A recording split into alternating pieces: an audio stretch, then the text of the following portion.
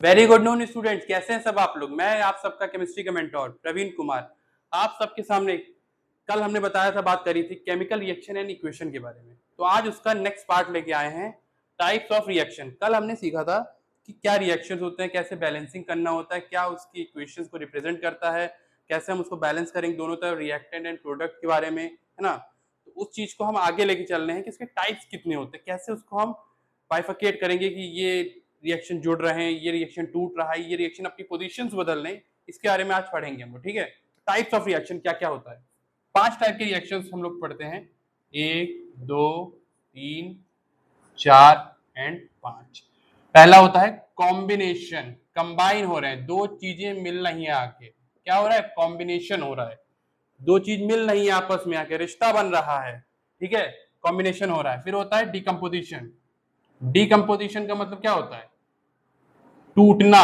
जैसे आप उसके साथ रिश्ते में आए, कंबाइन हुए, लेकिन वो चीज ज्यादा दूर तक नहीं चल पाई, टूट गई, डिकम्पोजिशन हो गया, है ना, ब्रेकअप हो गया आपका भी। तो इसमें भी, यहाँ पे भी डिकम्पोजिशन हो गया। उसके बाद हम नेक्स्ट पढ़ते हैं डिस्प्लेसमेंट रिएक्शन। डिस्प्लेसमेंट, डिस्प्लेसमेंट मतलब समझते हो बच्चों क्या होता है?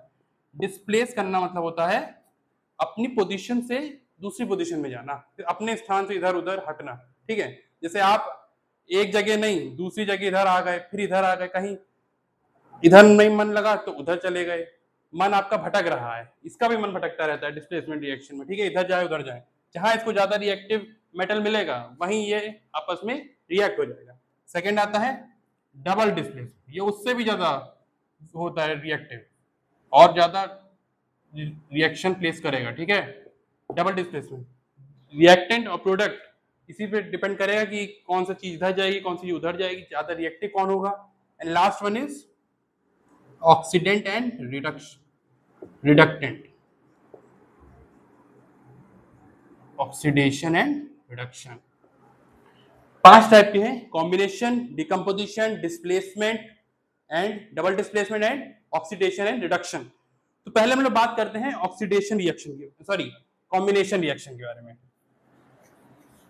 कॉम्बिनेशन रिएक्शन के बारे में हम लोग बात करेंगे। तो कॉम्बिनेशन, कंबाइन हो रही चीजें, दो चीज या दो चीज कह दो या दो से ज्यादा कह दो, कोई भी दो सब्सटेंस, दो एलिमेंट्स या फिर एलिमेंट प्लस कंपाउंड मिल रहे हैं जब आपस में, तो उसको हम क्या बोलते हैं? Combination reaction. लाइक हम लोग इंटरेस्टिंग एग्जांपल लेते हैं, लाइक समोसा हम लोग खाते हैं, एक तरफ समोसे का आलू है, एक तरफ मैदा, आपस में मिल रहे हैं, समोसा बन रहा है, खाते हैं बड़े चाव से, है ना। कंबाइन हो रही है दो चीजें। जैसे आपने भी सपना देखा था कि उसके साथ रहेंगे, कंबाइन होंगे, लेकिन ऐसा हो नहीं पाया, तो ये कंबाइन हो रहा है, ये इसको हम देखते हैं, इसके बारे में पढ़ते हैं। कॉम्बिनेशन, टू और मोर एलिमेंट्स कंबाइन होते हैं, या टू और मोर सब्सटेंस होते हैं, या फिर एलिमेंट और कंपाउंड ये आपस में क्या कर रहे हैं? रिएक्ट कर रहे हैं, और कॉम्बिनेशन रिएक्शन फॉलो करेंगे, फिर हमको एक न्यू कंपाउंड देंगे, to form a new compound. अच्छा, लेकिन एक चीज है, जब कोई नई चीज बनेगी, जब कोई नई चीज आती है दुनिया में या फिर इसमें रिएक्शन में, तो उसकी जो प्रॉपर्टीज होंगी वो टोटली अपने रिएक्टेंट से डिफरेंट होंगी। ये कैसे पता चलेगा, ये भी इसके बारे में लोग बात करेंगे कॉम्बिनेशन रिएक्शन में। लाइक सबसे बेस्ट एग्जांपल मैं ले रहा हूं, इजी भी है याद करने के लिए। Like H2 plus O2 will gives out, क्या? अब देखो कॉम्बिनेशन हो रहा है, तो यहां हम लिखते हैं कॉम्बिनेशन। कल हम लोगों ने बात करी थी ना कि किस स्टेट में रहता है, एरोहेड कहां जाएगा, रिएक्टेंट्स क्या होते हैं, तो H2O। अब जैसे H2 है वो किस फॉर्म में होते हैं? लिक्विड में, L। O2 किस में होता है? गैस में, ठीक है, सॉरी H2 तो गैस होती है, हाइड्रोजन गैस होती है, H2O होता है लिक्विड। तो हाइड्रोजन ऑक्सीजन दोनों गैस होती है, लेकिन मिलके क्या बना रहा है? पानी बना रहा है, अपनी स्टेट से बिल्कुल डिफरेंट, डिस्टिंक्ट पानी बन रहा है उसका। अब पहली बात तो हम लोग ने पढ़ा था, लाइक आपने देखा होगा कंपाउंड के बारे में पढ़ा था हम लोग ने 8th या 9th में, कि कंपाउंड जब बनता है तो अपने एलिमेंट्स की प्रॉपर्टी को छोड़ के एक नई प्रॉपर्टी अटेन कर लेता है। वैसे यहाँ पे भी रिएक्शन में यही हुआ है, हाइड्रोजन और ऑक्सीजन दोनों गैसेस होती हैं, दोनों बहुत एक्सप्लोसिव गैसेस होती हैं, लेकिन बना क्या रहा है, पानी, जो आग को बुझाता है। ठीक है, यहाँ पे इसकी फिजिकल स्टेट लिख दी, यहाँ पे जो गैस इवॉल्व होगी वो भी बताया जा रहा है, और plus physical state, gas evolve, temperature, जो भी इसमें रोल रहेगा कि जो जो हमने रिएक्शन की प्रॉपर्टीज के बारे में पढ़ा था। सेकेंड रिएक्शन के बारे में बात करते हैं ना, कॉम्बिनेशन। 2-3 एग्जांपल लेंगे, समझाएंगे, आपको समझ में आएगा बढ़िया से। ठीक है, सेकेंड रहता है C for carbon plus oxygen. अब कार्बन है, कार्बन किस फॉर्म में रह सकते हैं, कार्बन अगर हम कोल की फॉर्म में लेंगे तो कोल अगर ऑक्सीजन, ऑक्सीजन क्या है, गैस है, एयर में रहेगी, तो जब इसको हम जलाएंगे, बर्निंग ऑफ कोल होगा, तो इसको हम क्या बोलेंगे, बर्निंग ऑफ कोल पे कार्बन डाइऑक्साइड रिलीज होती है, क्या होता है, CO2, कार्बन डाइऑक्साइड रिलीज करेगी। तो मतलब हमको ये मिल रहा है यहां से, burning of coal is a combination reaction that releases CO2 gas. ठीक है, सेकेंड एग्जांपल, लाइक H2 ले लिया, Cl2 ले लिया, क्या बन रहा है, 2HCl। यहां मैं बैलेंसिंग नहीं बता रहा हूं, बैलेंसिंग मैंने पिछले वाले पार्ट में आप देख लीजिएगा, बैलेंसिंग सिखाई है मैंने कि दोनों रिएक्टेंट और जो प्रोडक्ट दोनों का मास सेम होना चाहिए, नंबर ऑफ मॉलिक्यूल्स जो है वो सेम होने चाहिए, नहीं फॉलो करेगा तो रिएक्शन अनबैलेंस्ड इक्वेशन कहलाती है। ठीक है, फिर हम दूसरी इक्वेशन लेके चलते हैं। कल मैंने बताया था आपको क्विक लाइम और स्लेक लाइम के बारे में। ठीक है ना, क्विक लाइम आपको याद होगा, क्या था फॉर्मूला क्विक लाइम का, CaO, क्विक लाइम, क्विक तुरंत जल्दी, तो फॉर्मूला कैसा होगा, छोटा होगा, CaO, मतलब ये क्या हो गया, क्विक लाइम, क्विक लाइम हो गया। प्लस इससे हम क्या करा रहे थे, रिएक्ट, वाटर रिएक्ट करा रहे थे। जब वाटर रिएक्ट कराएंगे हम, तो मैंने बताया था जब दो चीजें आप रिएक्ट करा रहे हो तो ये पानी से इतना ज्यादा विग्रस रिएक्ट करता है, इतना विग्रस रिएक्ट करता है, लॉट ऑफ हीट ये प्रोड्यूस करता है। ठीक है, क्या बना देगा, CaOH whole twice, like slaked lime plus lot of heat, heat बोलते हैं इसको, क्या बोलते हैं, हीट, हीट रिलीज करेगा ये, बहुत ज्यादा हीट रिलीज करता है, एकदम गर्मा देता है, CaOH होल ट्वाइस। अब यहां ये बन गया। अब एक चीज और देखना कॉम्बिनेशन रिएक्शन में कि CaOH होल ट्वाइस, इसका नाम क्या है, कैल्शियम हाइड्रो ऑक्साइड। ठीक है, कैल्शियम हाइड्रोक्साइड के बारे में बात हो रही है तो हम लोग पढ़ेंगे। तो कैल्शियम ऑक्साइड हाइड्रोक्साइड किस में होता है, एक्वस में होता है, पानी में सॉल्युबल होता है। प्लस जब इसमें हम CO2 रिलीज, CO2 गैस है, तो जब रिएक्ट होगा तो क्या बनाएगा, CaCO3, कैल्शियम कार्बोनेट, प्लस क्या बनाएगा, देखो CaCO3, H बचा, फिर यहाँ पे क्या रिलीज कर देगा, H2O बना देगा, H2O बनाएगा कि नहीं बनाएगा, है ना, CaCO3 हो गया, CaCO3 सॉलिड में होगा, इसका नाम याद रखना, Ca for calcium, CO3 carbonate. इसकी वैलेंसी देखो आपको याद होगी, अगर आपने ढंग से पढ़ा होगा 9th में, शायद 3rd चैप्टर था, कैल्शियम की होती है +2, कैल्शियम की होती है +2 और CO3 की होती है -2, तो +2 -2 आपस में खत्म हो जाएगा, नलीफाई हो जाएगा, एंड CaCO3 नॉर्मल फॉर्मूला बन जाएगा कैल्शियम कार्बोनेट का, और इसी को हम बोलते हैं, क्या बोलते हैं, लाइमस्टोन, क्या बोलते हैं, लाइमस्टोन, लाइमस्टोन भी बोलते हैं।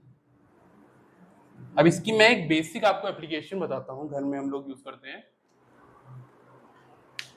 व्हाइट वॉशिंग होती है हमारे घर में, व्हाइट वॉशिंग सीमेंट की होती है, जब हमारे घर में पुताई उताई होती है तो उसमें ये रिएक्शन बहुत यूजफुल रहता है। कैसे, आप लोगों ने ध्यान तो दिया नहीं होगा, अब उसमें इतनी केमिस्ट्री यूज होती है लेकिन आपको तो काम से मतलब नहीं है, देख रहे हो, कर रहे हो, तो यहाँ पे एक बेसिक एप्लीकेशन दे रहा हूँ, आप लोग ध्यान दीजिएगा जब आगे नेक्स्ट आपके यहाँ हो। जब हम लोग जैसे CaO क्विक लाइम है, व्हाइट वॉशिंग के लिए यूज होता है, कैसे, जब हम इसको पानी में क्या करते हैं, घोलते हैं, विग्रस रिएक्ट कराते हैं, तो CaOH होल ट्वाइस बनता है। जब हम CaOH होल ट्वाइस जब बना, चूना बना, तो इसको हम अपने दीवार पे लगाएंगे, जब इसको दीवार पे लगाते हैं तो उसके बाद COH होल ट्वाइस को जब हम दीवार पे लगा देंगे तो उसके बाद इसमें क्या होगा, जो कार्बन डाइऑक्साइड जो मॉइस्ट एयर होती है, जो एयर हमको सराउंडिंग में रहती है, जब लगा देंगे दीवार पे उसके बाद CO2 गैस जो है वो धीरे धीरे रिएक्ट करती है इससे, तो उसके बाद ये शाइनी सरफेस बनाता है कैल्शियम कार्बोनेट से। शाइनी सरफेस बनाएगा दीवार का, किसकी मदद से, कैल्शियम कार्बोनेट की मदद। तो इस ये जो टॉपिक मैंने बताया ना कि व्हाइट वॉशिंग और सीमेंट जो है, उसमें ये दोनों रिएक्शन बहुत ज्यादा यूजफुल रहता है, क्योंकि आपको एस चांद में आपकी शायद CBSE में यूज होता है और NCERT में इसकी एप्लीकेशन और क्वेश्चन बहुत है, तो ये देख लीजिएगा। Slate lime, quick lime, lime stone, सबके क्वेश्चन रिएक्शन के बारे में बहुत ज्यादा। अब कॉम्बिनेशन तो हो गया, मिल गया चीजें, अब बात आती है टूटने की। दिल टूट रहा है, रिएक्टेंट प्रोडक्ट टूट रहे हैं, डीकम्पोजिशन, क्या बोलते हैं, डीकम्पोजिशन। अब इसकी डेफिनेशन में क्या बताऊं आपको, इसमें बस याद रखो कि स्प्लिट हो रहा है, स्प्लिट्स इनटू 2 और मोर सब्सटेंस, ठीक है, 2 या 2 से ज्यादा सब्सटेंस में स्प्लिट होता है, बस इससे ज्यादा आपको ज्यादा जानकारी नहीं रखनी, क्योंकि बस इसमें डेफिनेशन क्या है, इसमें आपको रिएक्शन से मतलब है कि क्या रिएक्शन, क्या प्रोडक्ट, क्या बन रहा है, ये मैटर करता है, क्या उसका नाम है, क्या बेसिक नाम है, क्या केमिकल नाम है इसमें। लेकिन ये जो है डिकम्पोजिशन 3 कारणों से होती है, 3 चीजों से जो आपका सब्सटेंस है वो टूट रहा है, स्प्लिटिंग हो रही है। First, second, third. पहले जो टूटेगा वो, जैसे कोई चीज टूटती कैसे है, ऐसा तो है नहीं कि मारो तोड़ो, नहीं ऐसे नहीं, ये केमिकल रिएक्शन नहीं है, फिजिकल नहीं है कि आपने अपनी ताकत लगाई टूट गया, केमिकल है। केमिकल रिएक्शन में आपको हीट की जरूरत होती है, हीट। जब तक हम किसी को हीट, गर्म टेम्परेचर नहीं बढ़ाएंगे तब तक उसका डिकम्पोजिशन नहीं होगा। फर्स्ट क्या है, हीट है। सेकेंड क्या है, इलेक्ट्रिसिटी। सोच रहे हो यार इलेक्ट्रिसिटी तो बिजली देने में काम आती है, ये तोड़ क्या रहा है।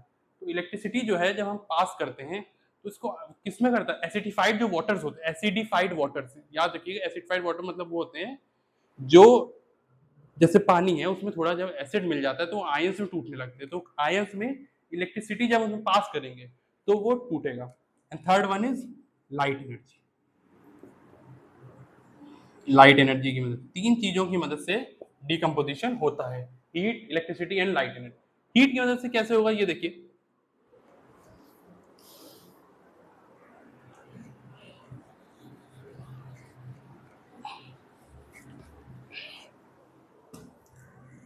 डीकम्पोजिशन, पहला रिएक्शन अगर हम लोग लेके चले, जैसे अभी हम लोगों ने बात करी थी कैल्शियम कार्बोनेट के बारे में, जो सॉलिड स्टेट में रहता है, ठीक है, लाइमस्टोन भी बोलते हैं इसको। तो अगर हम इसको तोड़ेंगे, देखो कल मैंने बताया था कि एरोहेड का बड़ा आपको इंपॉर्टेंस रखना है। एरोहेड मतलब इधर रिएक्शन प्रोसीड हो रहा है, तो यहाँ पे हम हीट बना देंगे, हीट, और यहाँ क्या हो रहा है, डीकम्पोजिशन। और बच्चों एक बात याद रखना, हीट का अगर सिंबल अगर कभी आप लोग यूज कर लो ऐसे कर सकते हैं, ठीक है, हीट की जगह इसको भी यूज कर सकते हैं। तो हीट डिकम्पोजिशन, अब ये किस में टूटेगा, कैल्शियम ऑक्साइड में और कार्बन डाइऑक्साइड में, इसमें रिलीज करेगा ये, ठीक है, कैल्शियम ऑक्साइड और कार्बन डाइऑक्साइड, यहाँ ये गैस बन जाएगा कैल्शियम ऑक्साइड, ठीक है, ये सब प्रोडक्ट्स बनते हैं उसके, ठीक है बच्चों,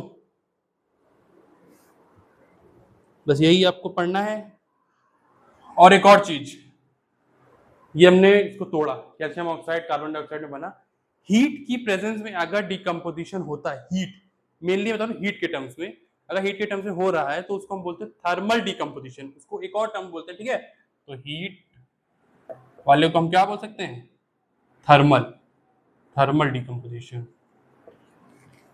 अब दूसरा हम एग्जांपल लेते हैं, iron sulphate hemihydrate, iron sulphate hemihydrate, कुछ नया ना करा है ना, Fe, Fe मतलब आयरन, सल्फेट SO4, हेमीहाइड्रेट मतलब क्या होता है, हेमी मतलब होता है जो न्यूमरल्स होते हैं ना उसकी केमिकल में लिखते हैं हेमी, मोनो, बाय ऐसे लिखते, हाइड्रेट मतलब होता है नंबर ऑफ वाटर मॉलिक्यूल्स, ठीक है, number of water molecules, hemi मतलब होता है 7 H2O, तो इसका हम क्या बोल लिखेंगे,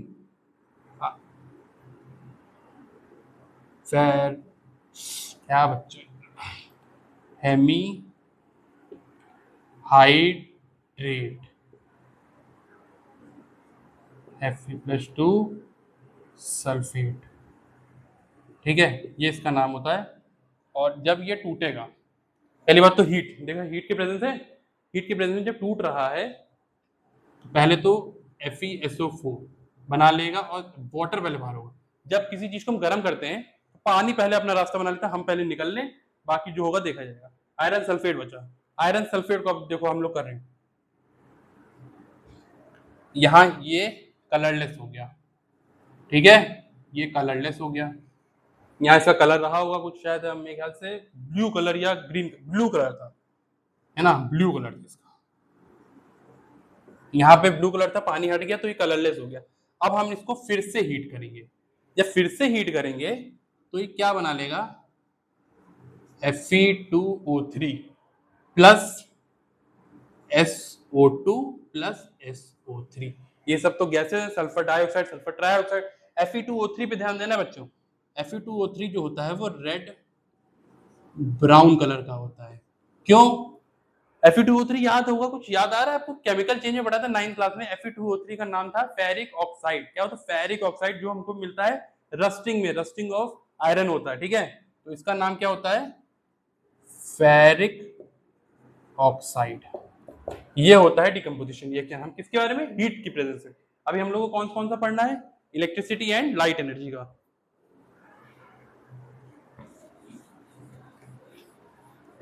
समझ में आ रहा है ना सबको? अगर कोई प्रॉब्लम हो तो बताओ, कमेंट डाउन करना, ठीक है। अब बात आती है लाइट, लाइट एनर्जी जब देंगे, ये 2 ही 3 रिएक्शन होते हैं जो इनके सिलेक्टिव होते हैं, उसी में देगा, जो आप देख लो, 2AgCl 2AgBr। AgBr AgCl को नया नहीं लग रहा है? कुछ AgOg, Ag मतलब होता है सिल्वर, अर्जेंटम, इसका केमिकल नाम क्या है, अर्जेंटम, सिल्वर नाम है Ag। तो यहां जब टूटेगा तो 2Ag सॉलिड में प्लस Cl2 गैस, तो यहाँ पे 2Ag प्लस Br2 गैस, ये भी सॉलिड है। तो ये लाइट की प्रेजेंस में अपना टूट रहे हैं, ठीक है। लाइट की एनर्जी में 2 ही रिएक्शंस होते हैं सिलेक्टेड। उसके बाद बात आती है हमको कौन सी, इलेक्ट्रिसिटी। इलेक्ट्रिसिटी में हमने बताया था कि ये मेनली किसमें होता है, एसिडिफाइड वाटर्स जो होते हैं, लाइक सोडियम क्लोराइड हो गया, वाटर हो गया, प्योरीफाइड वाटर जो होते हैं जिसमें आयंस टूटने लगते हैं हाइड्रोजन में, ऑक्सीजन में। सोडियम क्लोराइड है, सोडियम क्लोराइड जो नमक है, जब आप उसमें इलेक्ट्रिसिटी इलेक्ट्रोलाइट का पासेज करते हो तो सोडियम का आयन अलग हो जाता है, क्लोरीन का आयन अलग हो जाता है, ठीक है, उसी को पढ़ना है। जैसे 2H2O है, बैलेंसिंग देख रहे हो ना, बैलेंसिंग कल मैंने बताई थी कि दोनों तरफ सेम होना चाहिए, 2H2O। और जो, एक मिनट रुको, जो भी रिएक्शन जिसकी प्रेजेंस में होगी, कि लाइट की प्रेजेंस में, हीट की प्रेजेंस में, कि इलेक्ट्रिसिटी की प्रेजेंस में, उसको आप एरोहेड के ऊपर रखो कि किस वजह से हो रही है, ये तो बताओ।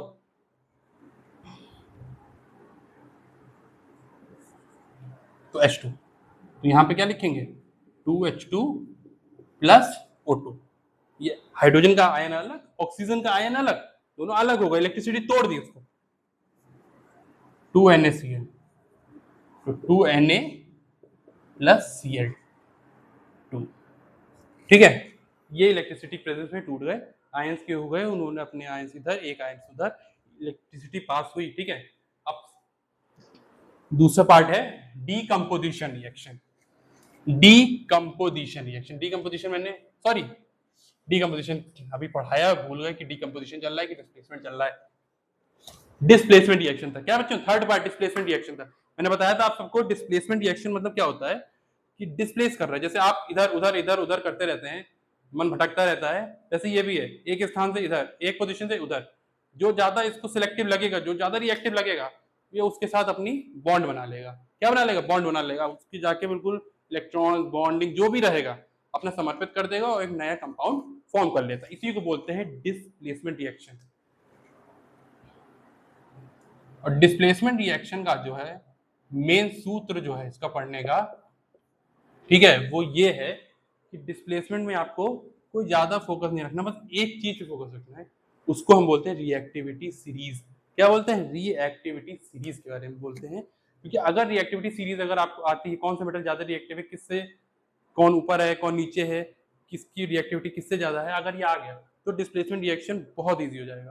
तो इस पे हम यहाँ लिखते हैं रिएक्टिविटी सीरीज के बारे में। जो ऊपर होगा वो सबसे ज्यादा रिएक्टिव, जो नीचे होगा वो लीस्ट रिएक्टिव।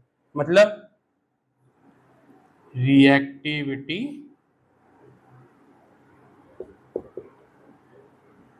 डिक्रीज होगी। क्या होगी? रिएक्टिविटी डिक्रीज होगी। अब सबसे टॉप पे कौन सा रहता है? देखो याद करना, potassium, sodium, calcium, magnesium, aluminium and iron, lead, sorry aluminium, aluminium, iron, zinc, lead, aluminium, iron, zinc, lead, aluminium, iron, zinc, lead, aluminium, iron, iron, zinc, lead. फिर से कंफ्यूजन हुआ ना? इसमें यही रहता है। देखो इधर उधर एलिमेंट्स हुए तुरंत आपकी गेम बिगड़ जाएगा।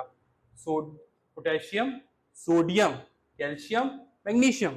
फिर यहां तक की सीरीज आपको देखो याद रहना चाहिए।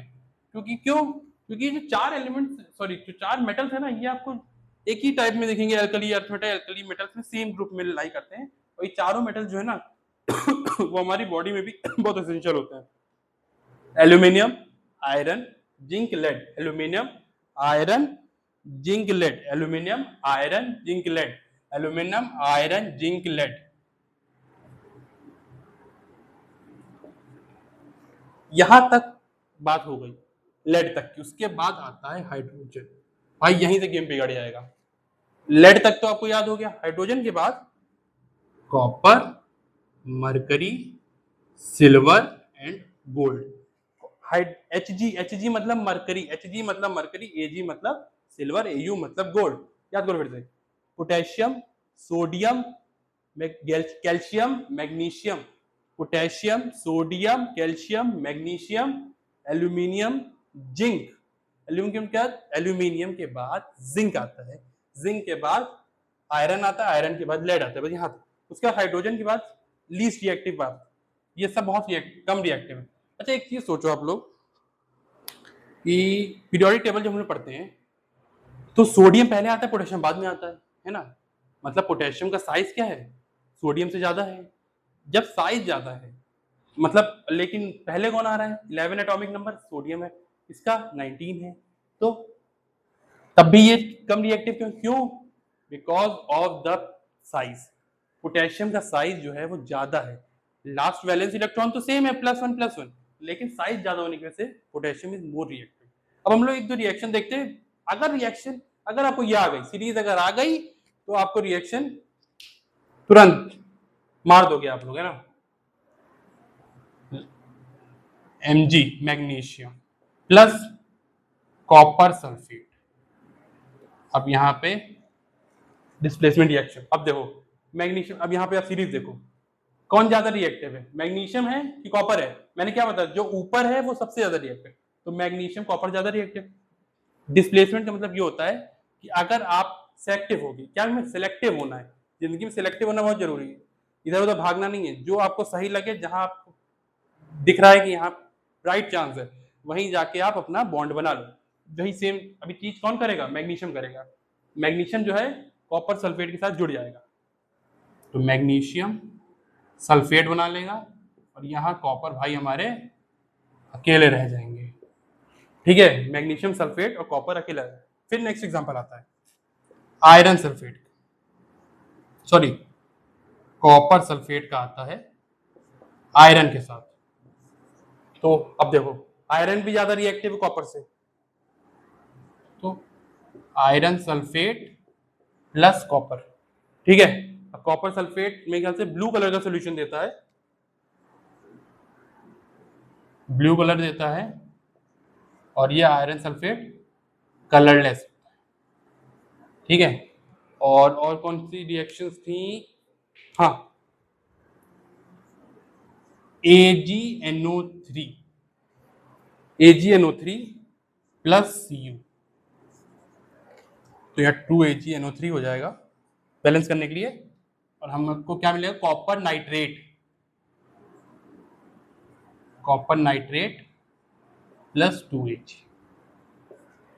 ये होता है डिस्प्लेसमेंट रिएक्शन। डिस्प्लेसमेंट रिएक्शन में आपको बच्चों ये पहले देखना है कि जो दो रिएक्टेंट्स बन रहे हैं, सॉरी जो दो रिएक्टेंट्स हमको दिए हुए हैं उसमें हमारी रिएक्टिविटी सीरीज के हिसाब से पोजीशन क्या है, कौन ऊपर है कौन नीचे है, अगर वो आपने पहचान लिया तो आप रिएक्शन में अपना झंडे गाड़ दोगे। ठीक है, जैसे मैग्नीशियम कॉपर बताया था मैंने कि मैग्नीशियम ऊपर है तो मैग्नीशियम सल्फेट बनेगा, कॉपर सल्फेट में प्लस आयरन है तो आयरन सल्फेट बनेगा, क्योंकि iron is more reactive than copper, and AgNO3 plus copper nitrate बनेगा। क्यों? क्योंकि कॉपर जो है वो ज्यादा रिएक्टिव है आयरन। ठीक है, तो यही तीन रिएक्शन जो है ज्यादा इंपॉर्टेंट है, क्योंकि हमको स्टार्टिंग हो रही है, कॉम्बिनेशन बन रहा है, डिकम्पोजिशन टूट रहा है, डिस्प्लेसमेंट में अपनी पोजीशन हटके दूसरे से चीज हटके से पहले से मोर रिएक्टिव पे फेवर करता है। ठीक है, तो आज हम तीन रिएक्शन रखते हैं, बाकी के दो रिएक्शन कौन कौन से, डबल डिस्प्लेसमेंट और ऑक्सीडेशन एंड रिडक्शन। चौथा और पांचवा जो रिएक्शन है जो इस चैप्टर का जो एक तरीके से बहुत इंपॉर्टेंट है, ऑक्सीडेशन और रिडक्शन, क्योंकि आपको 11th-12th में अगर आप केमिस्ट्री लेते हो, साइंस लेते हो, तो आपके लिए बहुत यूजफुल रहेगा। तो आज का पार्ट हम लोग यहीं तक रखते हैं, बाकी आप सब बताइएगा आप सबको ये पार्ट और आप सबको चैप्टर कैसा लग रहा है, जैसा भी हो कमेंट डाउन करिए। Thank you so much.